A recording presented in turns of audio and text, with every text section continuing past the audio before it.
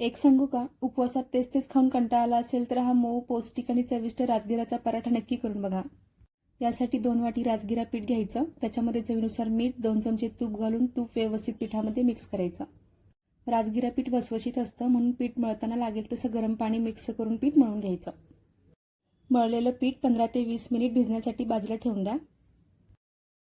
आता एका भांड्यात उकडलेले बटाटे मॅश करून घ्यायचे, त्याला फोडणी द्यायची। कढईत 2 चमचे तूप घातले, तूप गरम झाले की जिरे आणि हिरवी मिरचीचे वाटण, चवीनुसार लाल तिखट आणि मीठ घालायचं। फोडणी व्यवस्थित परतून घ्यायची। यामध्ये मॅश केलेला बटाटा घालून व्यवस्थित परतून घ्यायचा। आता याला 2 मिनिट वाफ द्यायची। सारण तयार झाले।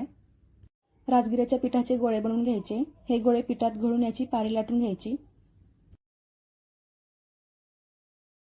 पारीवरती सारण घालून कडा व्यवस्थित मिटवून गोळा बनवायचा। गोळा पिठात घोळून हलक्या हाताने पराठा लाटून घ्या। पराठा थोडा जाडच लाटायचा आहे।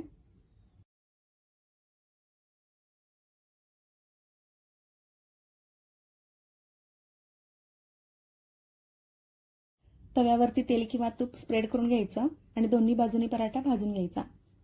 हा पराठा गरमागरम खायला छान लागतो। त्याला दही किंवा शेंगदाण्याच्या चटणीसोबत खाऊ शकता। तुम्ही हा राजगिराचा पराठा नक्की ट्राय करा आणि ही रेसिपी आवडली असेल तर लाईक करा आणि शेअर करायला विसरू नका। धन्यवाद।